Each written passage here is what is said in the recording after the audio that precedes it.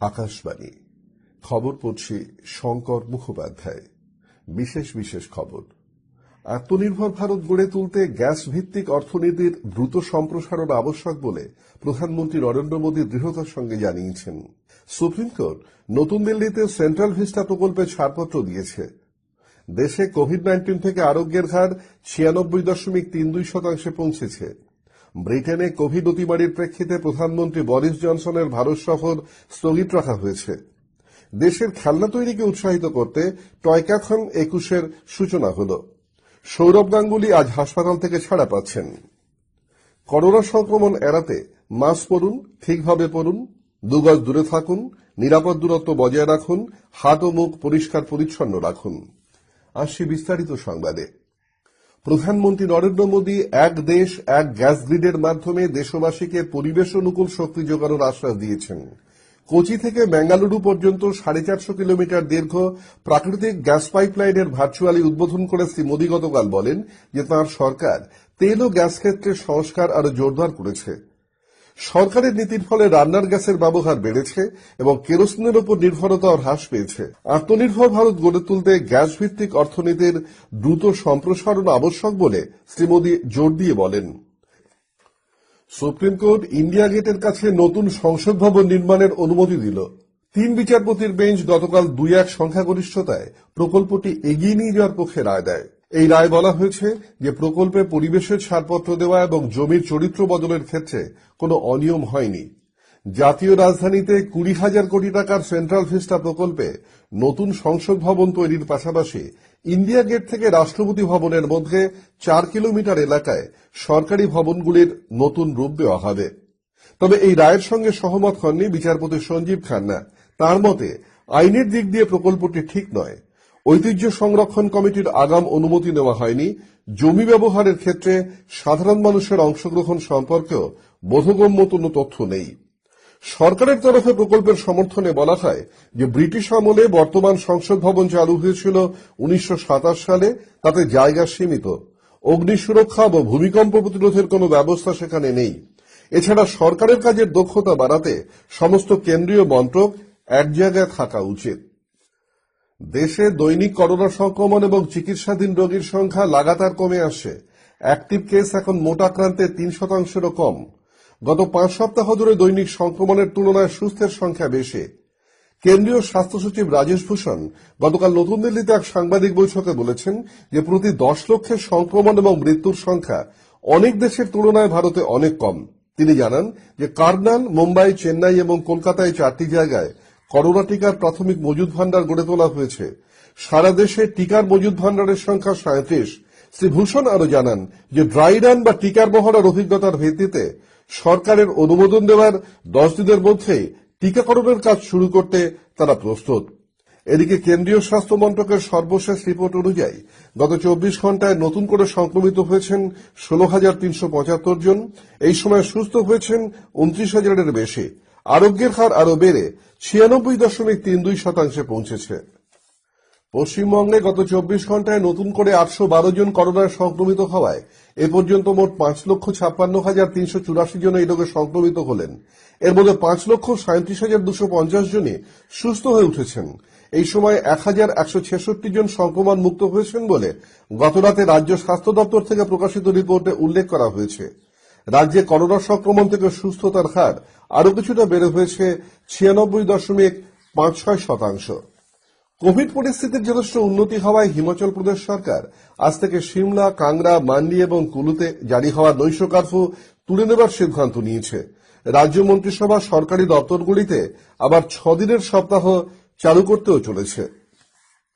British প্রধানমন্ত্রী Boris জনসনের এ মাসের শেষের দিকে প্রস্তাবিত ভারত সফর স্থগিত রাখা হয়েছে।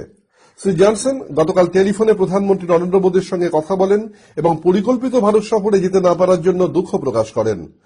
নতুন স্ট্রেনের করোনা ভাইরাসের সংক্রমণ নিয়ন্ত্রণের জন্য ব্রিটিশ প্রধানমন্ত্রী ইংল্যান্ডে নতুন করে জাতীয় লকডাউন ঘোষণা করেছেন। আজ থেকে এই লকডাউন বলবৎ হয়েছে। ফেব্রুয়ারির মাঝামাঝি পর্যন্ত তা চলতে পারে। সমস্ত নাগরিককে তিনি বাড়িতে থাকতে বলেছেন। অত্যাবশ্যক নয় এমন সামগ্রীর দোকান এবং হোটেল রেস্তোরাঁ বন্ধ থাকবে। গতকাল থেকেই বন্ধ হয়ে গেছে প্রাথমিক এবং মাধ্যমিক স্তরের সব স্কুল। কেন্দ্রীয় অসামরিক বিমান পরিবহন মন্ত্রী হরদীপ সিং পুরী বলেছেন যে পরিস্থিতির প্রয়োজনে সরকার ব্রিটেনের সঙ্গে বিমান যোগাযোগের বিষয়টি আবারও খতিয়ে দেখবে। কেন্দ্র ব্রিটেনের কোভিড পরিস্থিতির ওপর নজর রেখে চলেছে এবং সপ্তাহে 60 থেকে উড়ান কমিয়ে 30টি করা হয়েছে।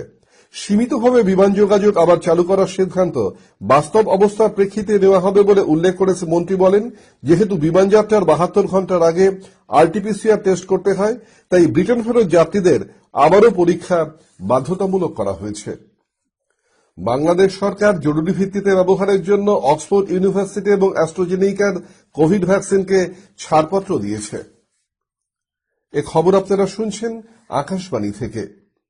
কেন্দ্রীয় শিক্ষামন্ত্রী রমেশ পোখরিয়াল নিশাঙ্ক এবং কেন্দ্রীয় বস্ত্র ও মহিলা শিশু উন্নয়ন মন্ত্রী স্মৃতি ইরানি গতকাল যুগ্মভাবে টয়কাথন 2021-এর উদ্বোধন করেন। এই টয়কাথনের লক্ষ্য হল ভারতীয় মূল্যবোধের ভিত্তিতে উদ্ভাবনমূলক খেলনা তৈরি করা, যাতে বাচ্চাদের মধ্যে সদর্থক আচরণ এবং ভালো মূল্যবোধের সৃষ্টি হয়। আত্মনির্ভর ভারত গড়ার দিশায় এ এক মাইল ফলক হিসেবে গণ্য হবে বলে শ্রী নিশাঙ্ক জানিয়েছেন।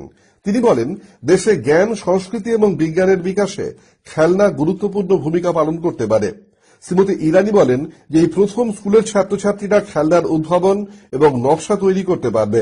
তিনি বলেন, ভারত 80% খেলনা বিদেশ থেকে আমদানি করে এবং খেলনা তৈরির ক্ষেত্রে দেশকে স্বনির্ভর করতে সরকার কাজ করে চলেছে। বঙ্গবন্ধু শেখ মুজিবুর রহমানের জন্মশতবার্ষিকী উপলক্ষে বিএসএফ এক মৈত্রী সাইকেল র্যালির আয়োজন করেছে।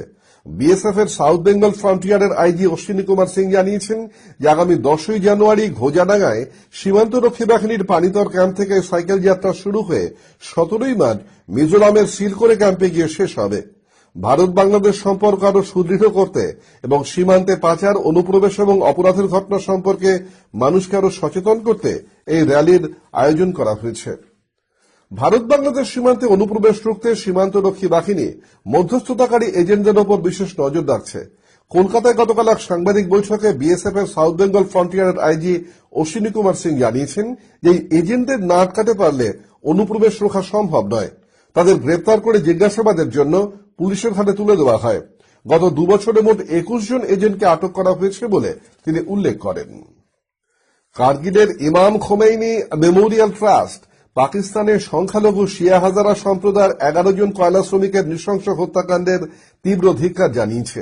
সংগঠনের সাধারণ সম্পাদক এক প্রেস বিবৃতিতে পাকিস্তানের কোয়েটায় সন্ত্রাসবাদীদের হাতে লাগাতার হাজারা সম্প্রদায়ের লোকেদের হত্যায় উদ্বেগ প্রকাশ করেছে। সংখ্যালঘুদের জীবন রক্ষায় পাকিস্তান সরকার ব্যর্থ বলেও তাদের অভিযোগ। পশ্চিমবঙ্গের রাজবংশীরা তাদের মাতৃভাষা এখন থেকে পড়াশোনার সুযোগ পাবেন এবং 1 বছরের মধ্যে স্কুল শিক্ষা দপ্তর সেজন্য ব্যবস্থা নেবে বলে মুখ্যমন্ত্রী মমতা ব্যানার্জি জানিয়েছেন। গতকাল কলকাতায় মন্ত্রিসভার বৈঠকের পর মুখ্যমন্ত্রী সাংবাদিকদের বলেন যে কামতাপুরী ভাষাতেও পড়াশোনার ব্যবস্থা করা হচ্ছে। জলপাইগুড়ির বানারহাট ব্লককে ভেঙে নতুন ক্রান্তি ব্লক তৈরির সিদ্ধান্ত মন্ত্রিসভা নিয়েছে।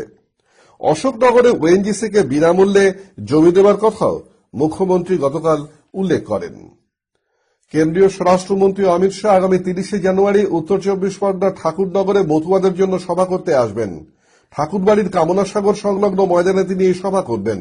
বনগাঁর বিজেপি সাংসদ শান্তনু ঠাকুর গতকাল সাংবাদিকদের বলেন যে মতুয়াদের জন্য আয়োজিত এই সভা থেকেই অমিত শাহ সিএএ সম্পর্কিত বার্তা দেবেন। গরু ও কয়লা পাচার কাণ্ডে জড়িত সন্দেহে সিবিআই পশ্চিমবঙ্গের 3 আইপিএস অফিসারকে জিজ্ঞাসাবাদের জন্য তলব করেছে। তথাগত বসু, কল্লোল গনাই এবং অংশুমান সাহাকে 1 সপ্তাহের মধ্যে কলকাতার নিজাম প্যালেসের সিবিআই দপ্তরে হাজির হতে বলা হয়েছে। তথাগত বসুকে কয়লা পাচার এবং বাকি 2 আইপিএস অফিসারকে গরু পাচার কাণ্ডে জেরা করা হবে বলে জানা গেছে। এই 3 আইপিএস অফিসার ছাড়াও 2 পুলিশ ইন্সপেক্টরকেও জেরার জন্য সিবিআই তলব করেছে। বিসিসিআই সভাপতি প্রাক্তন ক্রিকেট অধিনায়ক সৌরভ গাঙ্গুলি আজ হাসপাতাল থেকে ছাড়া পাচ্ছেন। হৃদরোগ বিশেষজ্ঞ ডক্টর দেবী শেঠি গতকাল উডল্যান্ডস হাসপাতালে গিয়ে তাকে দেখার পর সাংবাদিকদের জানান যে সৌরভ এখন বাড়ি যেতে পারেন। এখানকার চিকিৎসায় তিনি সম্পূর্ণ সুস্থ, আগের মতোই তিনি সব কাজ করতে পারবেন। 40 সবাইকেই ডক্টর শেঠি নিয়মিত হার্ট চেক আপের পরামর্শ দিয়েছেন। শেষ করার আগে বিশেষ খবরের কিছু অংশ আবার পড়ছে। আত্মনির্ভর ভারত গড়ে তুলতে গ্যাস ভিত্তিক অর্থনীতির দ্রুত সম্প্রসারণ আবশ্যক বলে প্রধানমন্ত্রী দৃঢ়তার সঙ্গে জানিয়েছেন। খবর আপাতত এ পর্যন্ত।